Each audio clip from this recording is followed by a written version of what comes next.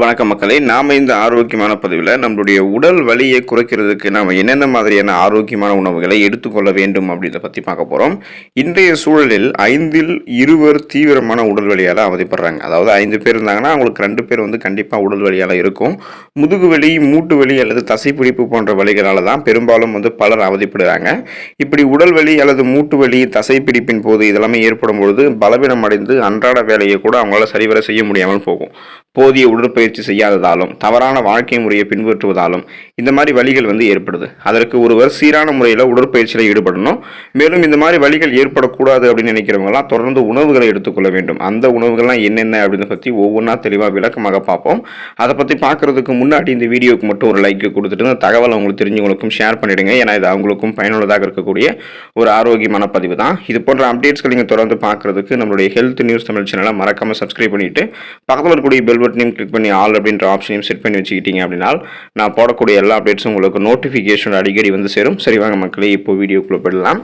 ஜெரி பழங்களை உடல் வலி தீர்வதற்கு எடுத்துக்கொள்ளலாம். இந்த சிறிய சிவப்பு நிற பழத்தில் அளவுக்கு அதிகமான ஆன்டி ஆக்சிடென்ட்கள் இருக்குது. அலர்ச்சி நீக்கி என்சைம்களும் இருக்குது.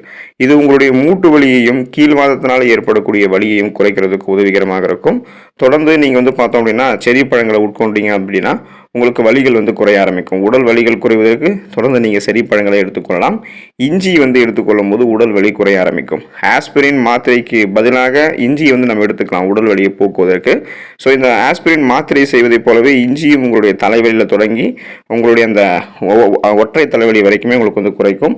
இப்போ நீங்கள் இஞ்சியை சுலபமாக உங்களுடைய உணவுகளை சேர்த்துக்கலாம். தொடர்ந்து நீங்கள் இஞ்சியை அரைத்தும் உங்களுடைய உணவுகளை சேர்த்துக்கொள்ளலாம். அதே போல் இஞ்சியை வச்சு டிகாக்ஷனும் நீங்கள் குடிக்கலாம். ஸோ இஞ்சி டீ அப்படின்னு சொல்லுவோம். அந்த மாதிரிலாம் நீங்கள் எடுத்துக்கிட்டீங்க அப்படின்னா உங்களுடைய தலைவலியில் ஆரம்பித்து உடல் வலி எல்லாமே உங்களுக்கு மறைந்து போயிடும். கடல் உணவுகளை உடல் வலி தீர்வதற்கு எடுத்துக்கொள்ளலாம். கடல் உணவுகள் முக்கியமாக மீன்களில் ஒமேகா 3 அதிகமாக இருக்குது. அதனால் அது உடல் வலி மற்றும் அலர்ச்சியெல்லாம் நமக்கு நீக்கும். ஒமேகா 3 உங்களுடைய உடலில் ரத்த ஓட்டத்தை அதிகரிக்கிறதுக்கு உதவிகரமாக இருக்கும். அதனால் வலிகள் குறைய ஆரம்பிக்கும். மேலும் மீன்களிலிருந்து எடுக்கப்படக்கூடிய எண்ணெய் இருதய குழாய் நோய்களுக்கு மிகவும் நல்லது. உங்களுடைய உணவுகளில் மீன்களை சேர்த்துக்கிட்டீங்க அப்படின்னாலும் அல்லது மீன் எண்ணெயை மாத்திரை மாதிரி வடிவங்களை எடுத்துக்கிட்டீங்க அப்படின்னாலும் தீவிரமான உடல் வலி கண்டிப்பாக உங்களுக்கு குறைய ஆரம்பிக்கும். மஞ்சள் நம்மளுடைய உடல் வலியை தீர்வதற்கு நம்ம எடுத்துக்கலாம். திசு அழிவு மற்றும் அலர்ச்சி ஏற்படாமல் நம்மளுடைய உடலை பாதுகாக்கக்கூடிய ஒரு ஆன்டிபயோட்டிக்காக மஞ்சள் பெரிதும் உதவிகரமாக இருக்குது. மேலும் நரம்பியல் அமைப்பு சீராக வேலை செய்கிறதுக்கும் மஞ்சள் உதவி புரியும். ஸோ நம்மளுடைய நர்வ் சிஸ்டம் எல்லாம் தன்னுடைய வேலையை மிகச்சிறப்பாக செய்கிறதுக்கெல்லாம் மஞ்சள் உதவிகரமாக இருக்கும். உங்களுக்கு தசைப்பிடிப்பு அல்லது காயம் ஏதாவது ஏற்பட்டுச்சு அப்படின்னா மஞ்சளை அதன் மீது தடவினீங்க அப்படின்னா வலியும் அலர்ச்சியும் அதனால் ஏற்படக்கூடிய தொற்றுகளும் உங்களுக்கு குறைய ஆரம்பிக்கும். ஸோ இது போல் மஞ்சள் உங்களுடைய உடலில் ஏற்படக்கூடிய வலியை குறைக்கிறதுக்கு உதவிகரமாக இருக்கும். காஃபி நீங்கள் அளவோடு எடுத்துக்கொள்ள வேண்டியது அவசியம். இப்போது 1 கப் செரிகளை விட காஃபியில் அதிகமாக ஆன்டி ஆக்சிடென்ட்கள் இருக்குது. அதனால் அது சிறந்த வலி நீக்கி நிவாரணியாக உங்களுக்கு இருக்க ஆரம்பிக்கும். தீவிரமான தலைவலி மற்றும் ஒற்றை தலைவலி பிரச்சனை இருக்கிறவங்களாம் காஃபி பயன்படுத்துகிறாங்க. ஹேங் ஓவர் மற்றும் இந்த ஒற்றை தலைவலி பிரச்சனை இருக்கிறவங்களாம் 1 கப் காஃபி தொடர்ந்து எடுத்துக்கொள்ளும் போது அது அவங்களுக்கு இந்த கெஃபைன் என்று சொல்லக்கூடிய புரதம் அவங்களுக்கு கிடைக்க ஆரம்பிக்கிறதால அவங்களுக்கு ஏற்படக்கூடிய உடல் வலி அதே போல் அவங்களுக்கு ஏற்படக்கூடிய தலைவலி போன்ற பிரச்சனைகள்லாம் தீர ஆரம்பிக்கும். அளவோடு மட்டுமே நம்ம காஃபி எடுத்துக்கொள்ள வேண்டியது அவசியம். ஒரு நாளைக்கு 2 கப் காஃபியே நமக்கு போதுமானது. அந்த அளவுக்கு அதிகமாக அது ஆகக்கூடாது. அப்படி ஆனால் அதுவே நமக்கு பக்க விளைவுகளை ஏற்படுத்தும். தயிரை உடல் வலி தீர்வதற்கு எடுத்துக்கொள்ளலாம். செரிமான பிரச்சனை அல்லது அசிடிட்டி பிரச்சனையால் அவதிப்படுபவர்கள் வயிற்று வலி பிரச்சனை ஏற்பட்டுச்சு அப்படின்னா அதுக்கெல்லாம் தயிர் ஒரு சிறந்த மருந்தாக விளங்கும். தயிரை உங்களுடைய உணவுகளோடு எடுத்துக்கொள்ளலாம் அல்லது அப்படியே நீங்கள் தயிரை சாப்பிடலாம். இப்போ எப்படின்னு பார்த்தீங்கன்னா இப்போது நீங்கள் தயிர் சாப்பிடுவதற்குன்னு ஒரு சிறந்த நேரம் இருக்குது. நண்பகலுக்கு முன்பாக மட்டும்தான் நீங்கள் தயிர் சாப்பிடணும். அது நண்பகலுக்கு முன்பாகனா காலை உணவுக்கும் மதிய உணவுக்கும் இடைப்பட்ட நேரத்தில் நீங்கள் தயிர் சாப்பிடணும். ஒருபோதும் இரவுலையும் வெறும் வயிற்றில் நீங்கள் தயிர் சாப்பிடக்கூடாது. இப்போ நீங்கள் தயிர் சாப்பிட்றீங்க அப்படின்னா உங்களுக்கு ரொம்ப ரொம்ப முக்கியமானது தெரிஞ்சுக்கணும் அப்படின்னா நீங்கள் தயிரை உரைய வச்சு சாப்பிட்றதா ரொம்ப நல்லது. அதை சூடுபடுத்தியோ இந்த மாதிரி தாளிச்சும் நீங்கள் எடுத்துக்கொள்ளக்கூடாது. ஸோ இது போல் நீங்கள் வாரத்தில் 2 அல்லது 3 நாட்கள் ஒரு வேளை மட்டுமே தயிர் சாப்பிட்டீங்கன்னா செரிமான பிரச்சனைலாம் உங்களுக்கு இருக்காது.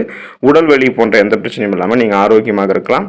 புதினா கீரை நீங்கள் எடுத்துக்கிட்டீங்க அப்படின்னா உங்களுடைய உடல் வலி தீர ஆரம்பிக்கும். புதினா பார்த்தீங்கன்னா சுவிங்கம் மாதிரி இருக்கும். ஸோ மார்க்கெட்டில் இப்போ கிடைக்குது. புதினா சுவிங்கம்மை நீங்கள் மென்னீங்க அப்படின்னா நல்ல ஒரு சுவாசம் உங்களுக்கு கிடைக்கும். மூச்சு காற்று நல்ல சுவாசத்தோடு இருக்கும். அது மட்டும் இல்லாமல் தலைப்பிடிப்பு மற்றும் குடல் பிரச்சனையால் ஏற்படுத்தக்கூடிய எரிச்சல் இந்த வழி எல்லாமே உங்களுடைய உடலில் குறைய ஆரம்பிக்கும். புதினா எண்ணெயை நீங்கள் பயன்படுத்தின அப்படின்னா தலைவலி உங்களுக்கு குறையும். புதினாவை மூலிகை ஆஸ்பிரின் அப்படின்னு சொல்லி அழைப்பாங்க. ஸோ அந்தளவுக்கு இது நம்மளுடைய உடல் வலியை தீர்ப்பதற்கு இயற்கையாகவே உதவிகரமாக இருக்கும். காரமான மிளகு நீங்கள் எடுத்துக்கிட்டீங்க அப்படின்னா உங்களுக்கு உடல் வலி குறைய ஆரம்பிக்கும். இது வந்து பார்த்தோம் அப்படின்னா கண்களில் நீரை வர வைப்பதோடு உங்களுக்கு உடல் வலியையும் குறைக்கும். இந்த காரமான மிளகு கீழ்வாத வலியை குறைக்கிறதுக்கு காரமான மிளகு பெரிதும் உதவிகரமாக இருக்கும். தொடர்ந்து தினமும் சிறிதளவு மிளகு நம்ம உட்கொண்டு வந்தோம் அப்படின்னா நல்ல பலன் அளிக்கும். ஸோ இது நம்மளுடைய உடல் வலியை தீர்ப்பதற்கு மிளகு வந்து நம்மளுடைய உணவுகளோடு சேர்த்து சாப்பிடலாம். தனியாக சாப்பிட்ற மாதிரி ஒரு ஃபீல் இருக்காது. அதை நம்ம எடுத்துக்கிட்ட முடியலன்னா நம்மளுடைய உடல் வலி குறைய ஆரம்பிக்கும். க்ரீன் டீ நம்மளுடைய உடல் வலியை தீர்ப்பதற்கு நம்ம எடுத்துக்கொள்ளலாம். பொதுவாக உடல் வலி எந்த விதமான சைடு எஃபெக்டும் இல்லாமல் ஆரோக்கியமான முறையில் குறைக்க வேண்டும் என்று நினைக்கிறவங்களாம் க்ரீன் டீ எடுத்துக்கொள்ளலாம். அதுக்கு அவங்களுக்கு க்ரீன் டீ பெரிதும் உதவிகரமாக இருக்கும். ஆனால் அதில் இருக்கக்கூடிய ஆன்டி ஆக்சிடென்ட்கள் குணங்கள் வந்து பார்த்தீங்க அப்படின்னா உங்களுக்கு ஒருவேளை வந்து உங்களுக்கு இருக்கக்கூடிய வீக்கத்தையும் குறைக்கிறதுக்கு அது உதவிகரமாக இருக்கும். தினமும் ஒரு கப் க்ரீன் டீ பருகுனீங்க அப்படின்னா அது நல்ல நன்மைகள் அளிக்கும். உடல் வலி எல்லாம் உங்களுக்கு வந்து போக வச்சிரும். ஆலிவ் ஆயில் நீங்கள் வந்து பயன்படுத்தலாம். இப்போ வந்து மெடிட்டரேனியன் பகுதியிலிருந்து கிடைக்கக்கூடிய இந்த எண்ணெய் வந்து பார்த்தீங்க அப்படின்னா வலி மற்றும் வீக்கங்களை குறைக்கிறதுக்கு உங்களுக்கு உதவிகரமாக இருக்கும். ஸோ இந்த ஆலிவ் எண்ணெயை வந்து உங்களுடைய சமையலுக்கு பயன்படுத்தினீங்க அப்படின்னா ஆரோக்கியமாக இருக்கலாம். இதோட சுவை என்னதான் ஓரளவுக்கு கம்மியாக இருந்தாலும் ஆரோக்கிய நன்மைகள் அதிகமாக இருக்கும். இந்த உணவுகள் எல்லாமே மூட்டு வலி தசை வலிகளை குறைப்பதால் தனியாக அதற்கான மருந்துகளை நீங்கள் எடுத்துக்க தேவையில்லை. இந்த உணவுகளை தொடர்ந்து சுழற்சி அடிப்படையில் அப்பப்போ அன்றாடம் உங்களுடைய உணவுகளை சேர்த்துட்டு இருக்கீங்க அப்படின்னா இதன் மூலமாக உங்களுடைய உடல் வலி குறைய ஆரம்பிக்கும். நாளடைவில் அந்த பிரச்சனையிலிருந்து நீங்கள் விடுபடலாம், ஆரோக்கியமாக இருக்கலாம். அடுத்த ஆரோக்கியமான பதிவில் மறக்காமல் சந்திப்போம். நன்றி மக்கள்.